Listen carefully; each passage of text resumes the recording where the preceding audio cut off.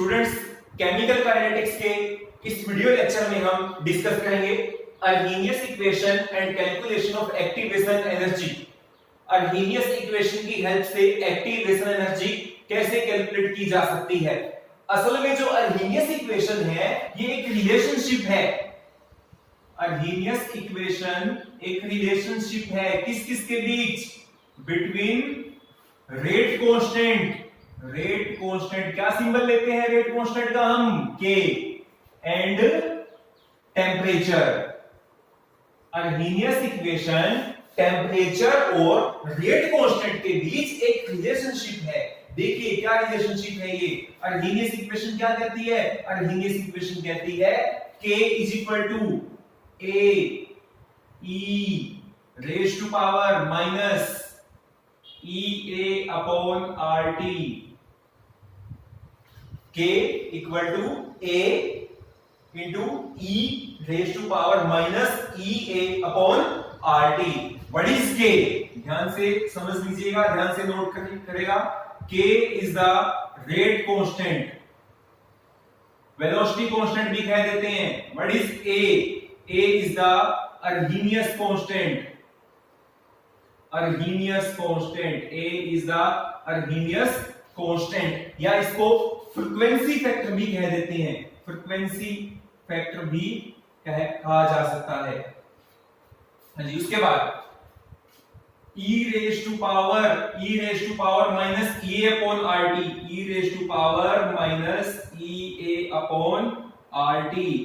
ये हमें क्या बताता है? ये हमें बताता है fraction of molecules.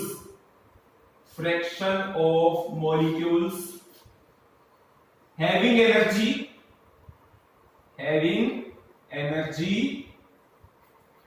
Equal to और ग्रेटर देन एक्टिवेशन एनर्जी। कितने ऐसे मॉलिक्यूल्स हैं जिनकी एनर्जी या तो एक्टिवेशन एनर्जी से ज्यादा है या एक्टिवेशन एनर्जी के इक्वल है? ये हमें कौन बताता है? E raise to power minus EA upon RT। और इसको हम बोल्ट्जमैन कांस्टेंट भी कह देते हैं। बोल्ट्जमैन कांस्टेंट, इसे हम बोल्ट्जमैन कांस्टेंट भी कह देते हैं। अच्छे से नोट कर दीजिएगा सभी। हाँ जी, हम अलग अलग बात करते हैं। EA, यहां पे जो EA है ये किसका सिंबल है? EA is the activation energy. EA is the activation energy. What is R? R is the gas constant. R is the gas constant. क्या वैल्यू लेते हैं गैस कांस्टेंट की? 8.314 joule per kelvin per mole. And what is the T? T here is temperature. T is the temperature. तो अर्हीनियस equation में जो K है वो rate constant को डिनोट कर रहा है। A किसको डिनोट कर रहा है? अर्हीनियस कांस्टेंट को, या फ्रीक्वेंसी फैक्टर कह देते हैं। और E raise to power minus EA upon RT, इसको हम बोल्ट्जमैन कांस्टेंट कह देते हैं। और ये क्या डिनोट कर रहा है कि कितने मॉलिक्यूल्स ऐसे हैं जिनकी एनर्जी या तो एक्टिवेशन एनर्जी के इक्वल है और या एक्टिवेशन एनर्जी से ज्यादा है। इसको अच्छे से याद रखिएगा, एग्जाम में कई बार क्वेश्चन भी पूछा जा सकता है, न्यूमेरिकल भी पूछ लेते हैं। आपको K गिवन मिलता है, A गिवन मिलता है और एग्जामिनर कह देता है कि फ्रैक्शन ऑफ मॉलिक्यूल्स कैलकुलेट कीजिए। Fraction of molecules having energy equal to और greater than activation energy calculate कीजिए। तो अच्छे से इनको नोट कर लीजिएगा। उसके बाद हम इस इक्वेशन को थोड़ा सॉल्व करते हैं। नोट कर लीजिए पहले इसको अच्छे से। हाँ जी,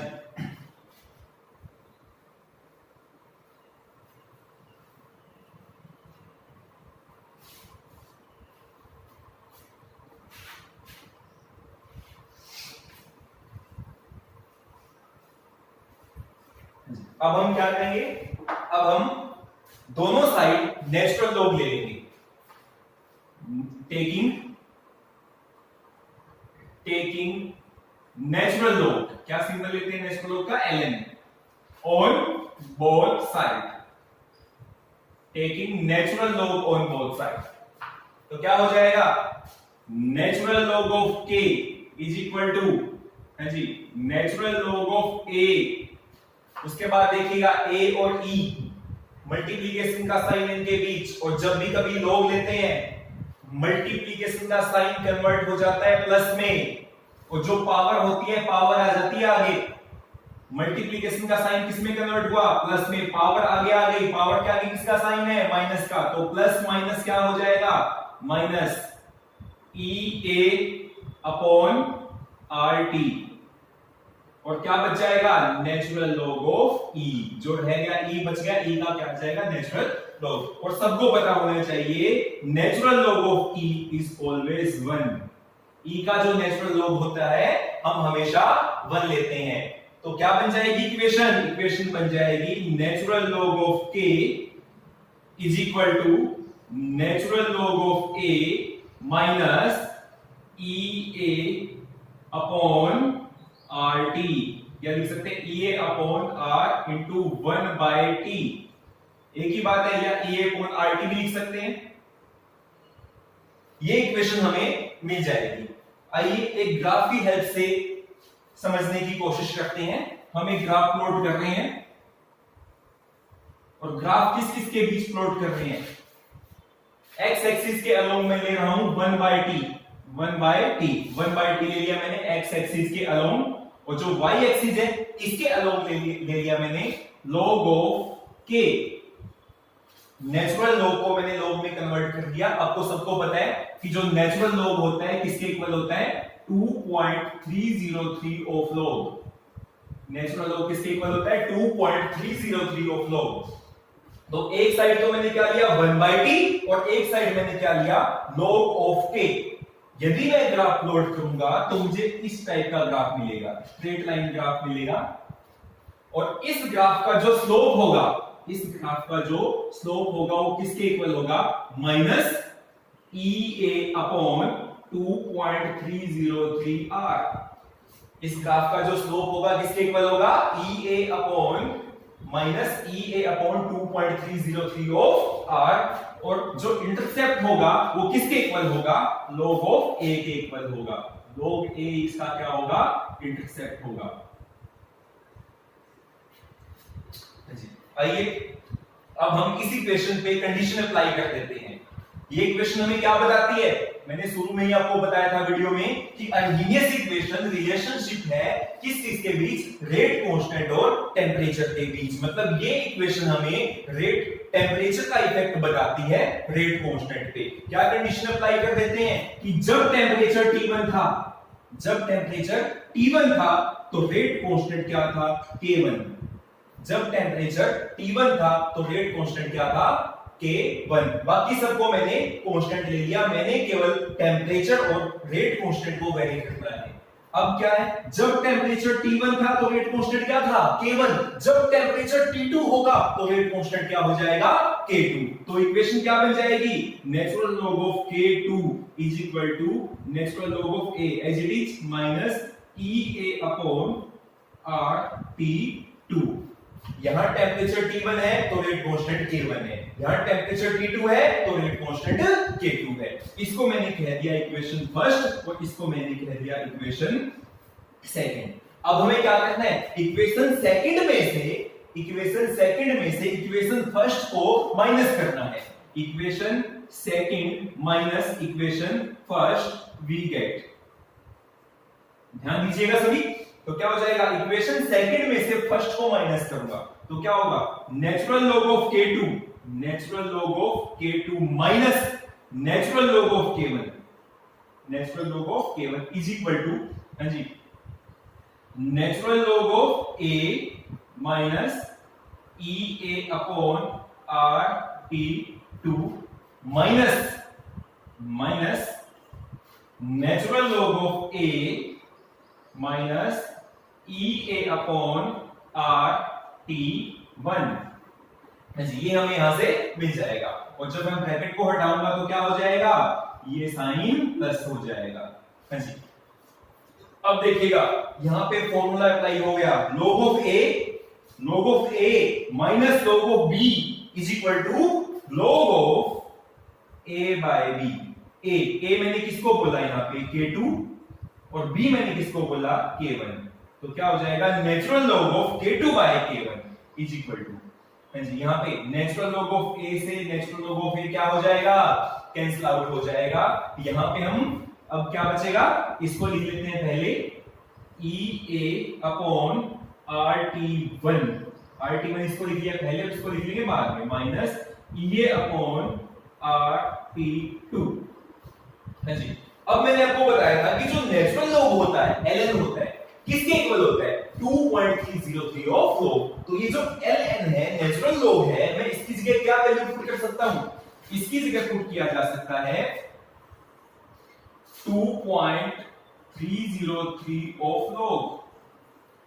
ये जो नेचुरल लॉग है मैंने इसकी जगह क्या पुट किया 2303 ऑफ लॉग। आगे क्या है K2 by K1 is equal to, इस यहां से EA बाय R यहां भी है, EA बाय R यहां भी है, तो यहां से जो EA अपॉन R कांस्टेंट आ जाएगा और क्या बच जाएगा 1 bye T1 minus 1 bye T2। हाँ जी उसके बाद जो 2303 है इस साइड मल्टीप्लिकेशन में है, इस साइड ले जाएंगे डिवाइड में हो जाएगा, तो यहां क्या बच जाएगा log of K2 by K1 is equal to EA upon 2303 R, 2303 of R, और यहां पे एलसीएम लेंगे तो एलसीएम आएगा T1 T2 और यहां हो जाएगा T2 माइनस T1। ये जो इक्वेशन है इस इक्वेशन पे एग्जाम में न्यूमेरिकल पूछे जाते हैं। This equation is very very important for board exam. Board exam में एक्टिवेशन एनर्जी कैलकुलेट करने से रिलेटेड न्यूमेरिकल पूछा जा सकता है। आपको रेट कांस्टेंट की वैल्यू गिवन मिलेगी, गैस कांस्टेंट आपको पता है, टेंपरेचर की वैल्यू गिवन मिलेगी और एग्जामिनर क्या कह देगा एक्टिवेशन एनर्जी कैलकुलेट कीजिएगा। आप एक्टिवेशन एनर्जी इजीली कैलकुलेट कर पाओगे इस इक्वेशन की हेल्प से। आइए एक न्यूमेरिकल की हेल्प से हम इसको समझने की कोशिश करते हैं बोर्ड एग्जाम में कैसा न्यूमेरिकल पूछा जा सकता है।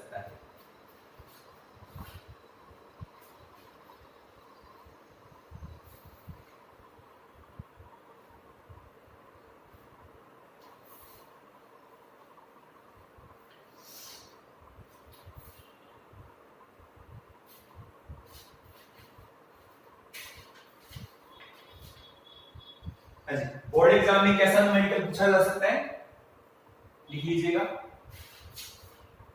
Rate constant of A reaction, rate constant of A reaction at 500 kelvin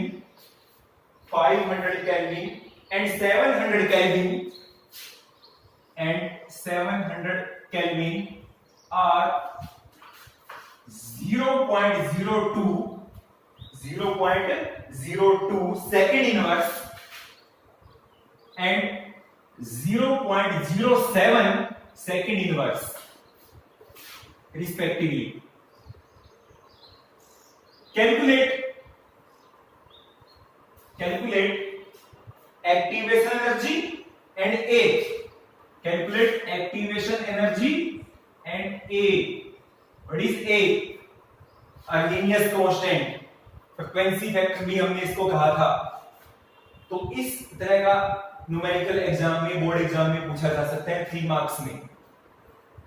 तो आपको सीधा फॉर्मूला पुट करना है और आंसर आपके सामने आ जाएगा। सबसे पहले देखिए क्या क्या गिवन है।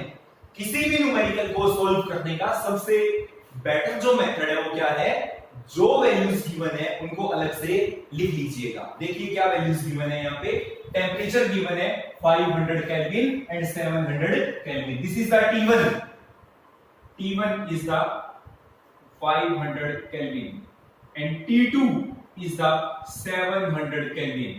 टेंपरेचर गिवन है।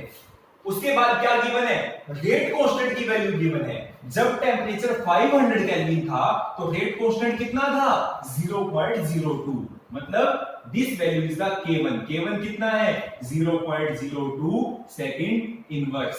और जब टेंपरेचर 700 केल्विन था तो डेट कांस्टेंट कितना था 0.07 और ये वैल्यू हो गई K2 0.07 सेकंड इनवर्स। हाँ जी, अब देखिएगा फॉर्मूले के अकॉर्डिंग क्या क्या वैल्यू गिवन है और क्या क्या आपको कैलकुलेट करनी है। K2 और K1 गिवन है, यस गिवन है। T1 और T2 गिवन है, बिल्कुल गिवन है T1 और T2। और हमें कैलकुलेट क्या करना है, एक्टिवेशन एनर्जी और गैस कांस्टेंट R की वैल्यू आपको पता होती है 8.314 जूल पर केल्विन पर मोल। तो इन सभी वैल्यूज को इस फॉर्मूले में पुट कर दीजिए और आंसर आपके सामने होगा। आइए कैलकुलेट करते हैं। लॉग ऑफ K2 कितना गिवन है 0.07 divide by K1 0.02 is equal to EA, हमें एक्टिवेशन एनर्जी हमें कैलकुलेट करनी है 2.303। R गैस कांस्टेंट की वैल्यू अभी मैंने आपके सामने लिखी 8.314 into T2 minus T1। T2 कितना है 700, T1 कितना है 500, कितना बच जाएगा 200 divide by T1 multiply T2। T1 कितना 500 और T2 कितना 700। तो जब आप इसको सॉल्व करोगे तो लॉग ऑफ ये हो जाएगा लॉग ऑफ 7/2, पॉइंट से पॉइंट क्या हो जाएगा कैंसिल, लॉग ऑफ 7/2 और इससे जो 7/2 है इसका जो लॉग होगा वो आएगा 0.544। इसको जब सॉल्व करोगे आप तो 0.544। लॉग टेबल आपको देखनी आनी चाहिए, लॉग टेबल से वैल्यू कैसे कैलकुलेट करनी है ये आपको पता होना चाहिए, तभी आप ऐसे क्वेश्चंस को सॉल्व कर पाओगे। Is equal to EA upon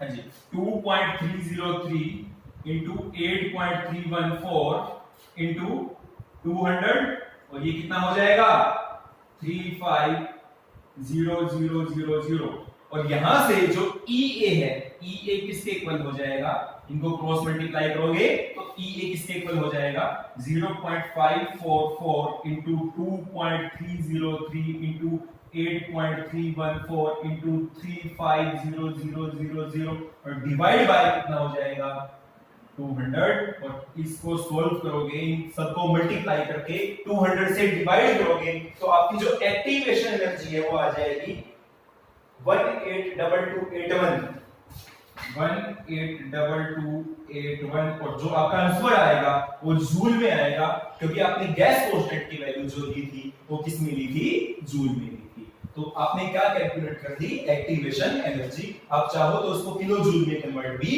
कर सकते हो। एक्टिवेशन एनर्जी हमने कैलकुलेट कर दी है जी। तो एक्टिवेशन एनर्जी कैलकुलेट हो गई। अब क्या कैलकुलेट करना है A। What is A?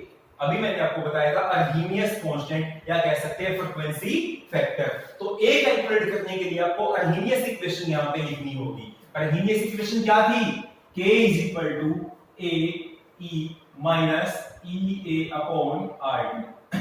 अर्हीनियस equation आपको यहां पे लिखनी होगी और अर्हीनियस इक्वेशन जब लिखोगे तो इसको इजी बनाने के लिए आपको लॉग लेना पड़ेगा both side, taking log on both side. तो इक्वेशन क्या बन जाएगी, इक्वेशन बन जाएगी log of K = log of A। अभी हमने थोड़ी देर पहले डिस्कस किया था, log of K = log of A minus EA upon 2.303 R। EA upon 2.303 RT equation बन जाएगी। अब देखो जो वैल्यूज आपके पास है वो पुट करो, आपको आंसर यहां से मिल जाएगा। तो आपके पास क्या क्या वैल्यू है, यहाँ पे क्या है log of K गिवन है, बिल्कुल गिवन है log of K। हाँ जी, जब टेंपरेचर 500 था, यदि आप यहाँ पे टेंपरेचर 500 लेते हो तो आपको K की वैल्यू कितनी लेनी होगी 0.02। तो K आपने कितना लिया, ये हो जाएगा log of 0.02 = log of A minus EA। अभी आपने कैलकुलेट की एक्टिवेशन एनर्जी, अभी आपने कैलकुलेट की 82281 divide by 2.303 gas constant R 8.314 और टेम्परेचर, किस टेम्परेचर पे आपने K की वैल्यू 0.02 ली, किस टेम्परेचर पे 500। तो आ जाएगा 500। तो यहां से आप क्या कैलकुलेट कर पाओगे, log of a, log of a calculate कर पाओगे। यहां से log ऑफ a कैसे कैलकुलेट कर पाओगे, तो सबसे पहले आपको log ऑफ 0.02 पता होना चाहिए, और ये जो log आएगा वो आएगा -1.699। ये जो log है ये आएगा -1.699। इसको जब आप log टेबल में चेक करोगे तो -1.699 आएगा, is equal to log of a minus 1.82281 divide by 2.303 into 8.314 into 500। अब हमें क्या करना है, अब हमें इस वैल्यू को अब हमें क्या करना है, ये जो वैल्यू है इस वैल्यू को इस साइड लेके आना है। जब इस वैल्यू को इस साइड लेके आओगे तो प्लस हो जाएगी, और प्लस होने के बाद आपको जो log ऑफ a है, log ऑफ a कितना मिल जाएगा, log ऑफ a आपको मिल जाएगा यहां से 0.205। लेकिन हमें log ऑफ a नहीं चाहिए, हमें क्या चाहिए, a चाहिए। तो a हमें कैसे मिलेगा, ये जो log है इसको इस साइड ले जाएंगे तो क्या हो जाएगा, एंटी log। तो a किसके इक्वल हो जाएगा, एंटी log ऑफ 0.205, और इसको जब आप सोल्व करोगे तो 1.60 समथिंग आएगा, 1.60 समथिंग। तो आपका जो आंसर है वो कितना आ जाएगा, 1.603 सेकेंड इनवर्स। ये जो न्यूमेरिकल्स हैं इनको सोल्व करना बहुत आसान है, लेकिन कंडीशन क्या है, कंडीशन ये है कि आपको log टेबल यूज करनी आनी चाहिए। तो सबसे पहले हम log टेबल का यूज करना सीखेंगे। भाई किसी भी वैल्यू का log हम कैसे निकालते हैं, एंटी log कैसे निकालते हैं। तो जब तक आपको log और एंटी log समझ नहीं आएगा तब तक आप इस तरह के जो क्वेश्चंस हैं उनको सॉल्व नहीं कर पाओगे। क्वेश्चन बिल्कुल सिंपल है, फॉर्मूला बेस्ड है, लेकिन आपको log और एंटी log की प्रैक्टिस करनी होगी। उसके बाद इस लेसन का लास्ट टॉपिक अब हम डिस्कस करने जा रहे हैं, और जिसका नाम है effect of catalyst on activation energy. Effect of catalyst on activation energy, या effect of catalyst on rate of reaction. Last topic of this unit, effect of catalyst on rate of reaction. किसी भी reaction के rate पे catalyst का क्या effect पड़ता है। सबको पता है कि जो कैटलिस्ट है वो क्या होते हैं, effect of catalyst on rate of reaction. किसी भी रिएक्शन के रेट पे कैटलिस्ट का क्या इफेक्ट होता है। हाँ जी, कैटलिस्ट क्या होते हैं, Catalysts are the substance which can change the rate of reaction. Catalysts are the substance, note कर लीजिएगा, पता है वैसे तो सबको। Catalysts are the substance which can change का मतलब इंक्रीज भी हो सकता है, डिक्रीज भी हो सकता है, लेकिन जनरली इंक्रीज करते हैं कैटलिस्ट। तो इसलिए मैं यहां पे इंक्रीज वर्ड यूज कर रहा हूं। Catalyst are the substance which can increases the rate of reaction without undergoing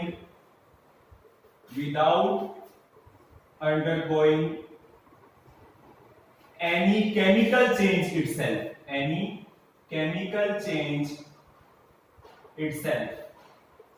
catalyst क्या करते हैं, किसी भी रिएक्शन की स्पीड को बढ़ा देते हैं without undergoing any chemical change itself, और उनमें खुद में कोई केमिकल चेंज नहीं होता।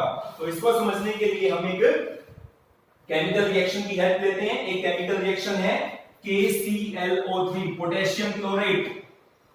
KClO3 क्या होता है, पोटेशियम क्लोरेट। और पोटेशियम क्लोरेट का जब डीकंपोजिशन होता है, जब इसको हीट किया जाता है, इसकी जब डीकंपोजिशन होती है, किसमें होती है, पोटेशियम क्लोराइड और ऑक्सीजन। पोटेशियम क्लोराइड और ऑक्सीजन। हाँ जी, रिएक्शन को बैलेंस करेंगे तो क्या हो जाएगा, यहां 2 आ जाएगा और ये 3 आ जाएगा।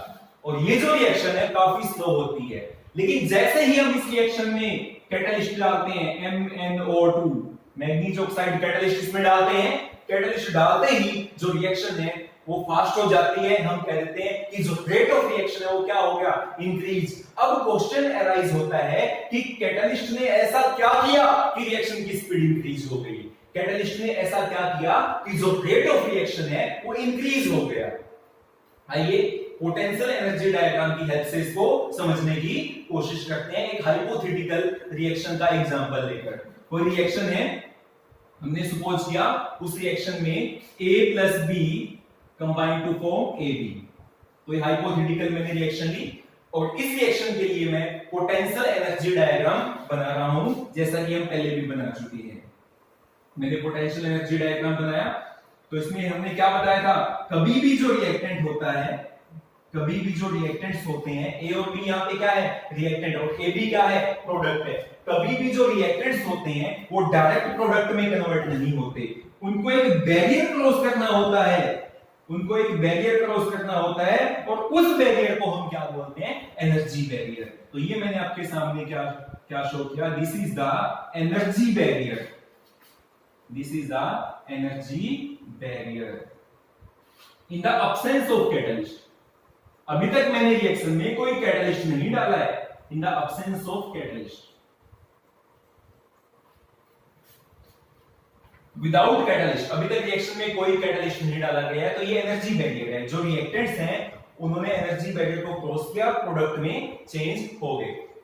और आपको पता है रिएक्टेंट्स को एनर्जी बैरियर क्रॉस करवाने के लिए हमें एनर्जी सप्लाई करनी पड़ती है, extra amount of energy supply करनी पड़ती है, and that extra amount of energy is called activation energy. तो यहां से लेके और यहां तक, this is the activation energy, this is the activation energy. Reactants को प्रोडक्ट में चेंज करने के लिए, या कह सकते हैं रिएक्टेंट्स को एनर्जी बैरियर क्रॉस करवाने के लिए मैंने एक्स्ट्रा अमाउंट में जो एनर्जी सप्लाई की, that extra amount of energy is called activation energy. तो ये एक्टिवेशन एनर्जी है कब, जब तक रिएक्शन में कोई कैटलिस्ट नहीं था।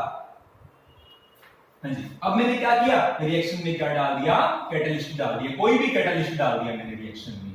तो जैसे ही मैं कैटलिस्ट डालूंगा तो कैटलिस्ट क्या करेगा, कैटलिस्ट रिएक्शन को एक नया पाथवे प्रोवाइड कर देगा। कैटलिस्ट क्या कर देगा, एनर्जी बैरियर की हाइट को कम कर देगा। कैटलिस्ट ने क्या किया, जैसे ही मैंने रिएक्शन में कैटलिस्ट डाला, कैटलिस्ट ने एनर्जी बैरियर की हाइट को क्या कर दिया, डिक्रीज कर दिया। This is the energy barrier, this is the energy barrier in the presence of catalyst, in the presence of catalyst। Catalyst डालते ही एनर्जी बैरियर की हाइट कम हो गई, और एनर्जी बैरियर की हाइट कम होते ही, एनर्जी बैरियर की हाइट कम होते ही क्या हुआ, एक्टिवेशन एनर्जी भी कम हो गई। This is the EA1, this is the EA2। पहले जब मैंने रिएक्शन में कोई कैटलिस्ट नहीं डाला था तो एक्टिवेशन एनर्जी इतनी थी, this is the activation energy in the absence of catalyst, and this is the activation energy in the presence of catalyst। Means catalyst ने क्या किया, कैटलिस्ट ने रिएक्शन को एक नया पाथवे प्रोवाइड कर दिया, या कह सकते हैं इसे एनर्जी बैरियर की हाइट को कम कर दिया, या हम ये कह सकते हैं कि एनर्जी, एक्टिवेशन एनर्जी को क्या कर दिया, डिक्रीज कर दिया। और एक्टिवेशन एनर्जी डिक्रीज होते ही रिएक्शन क्या हो जाएगी, फास्ट। तो कोई आपसे पूछे कि कैटलिस्ट ऐसा क्या करता है कि रेट ऑफ रिएक्शन इंक्रीज हो जाता है, तो आपको कहना है कि कैटलिस्ट एनर्जी बैरियर की हाइट को कम कर देता है, या कह सकते हैं कि कैटलिस्ट ने एक्टिवेशन एनर्जी को डिक्रीज कर दिया। और activation energy decrease means reaction fast. Activation energy जितनी कम होगी उतनी ही रिएक्शन फास्ट होगी। हम ये कह सकते हैं lower the activation energy, faster will be reaction, faster will be rate of reaction। Activation energy जितनी कम होगी, रेट ऑफ रिएक्शन उतना ही ज्यादा होगा। तो this is the effect of catalyst on rate of reaction. अब एक छोटा सा क्वेश्चन अराइज होता है, can activation energy have zero value? Can activation energy has zero value? क्या activation energy zero हो सकती है? क्वेश्चन क्या है? क्या एक्टिवेशन एनर्जी जीरो हो सकती है? तो आपका आंसर होना चाहिए नहीं, एक्टिवेशन एनर्जी जीरो नहीं हो सकती। क्यों नहीं हो सकती? कैसे नहीं हो सकती? अर्नीनियस इक्वेशन की हेल्प से समझते हैं। अर्नीनियस इक्वेशन क्या थी?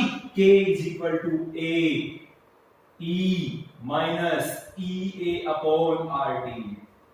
अर्नीनियस इक्वेशन, यदि मैं अर्नीनियस इक्वेशन में जो एक्टिवेशन एनर्जी है ये EA जो है, इसकी जगह में क्या वैल्यू पुट कर दूं? जीरो वैल्यू पुट कर दूं। जीरो वैल्यू पुट कर दूं तो K किसके इक्वल हो जाएगा? A के इक्वल हो जाएगा। यहां पे जीरो पुट कर दूं तो ये जो होल टर्म है 1 हो जाएगी, और जो K है वो किसके इक्वल हो जाएगा? A के। K A के इक्वल हो गया, इसका मतलब हर कोलिजन इफेक्टिव हो गया। Every collision is effective which is not possible. समझ आ रहा है? मतलब यदि मैंने एक्टिवेशन एनर्जी को की वैल्यू यहां पे जीरो पुट कर दी तो ये जो K है K A के इक्वल हो जाएगा, और K A के इक्वल होने का मतलब क्या है? Every collision will be effective, every collision will be effective and resulting in product formation,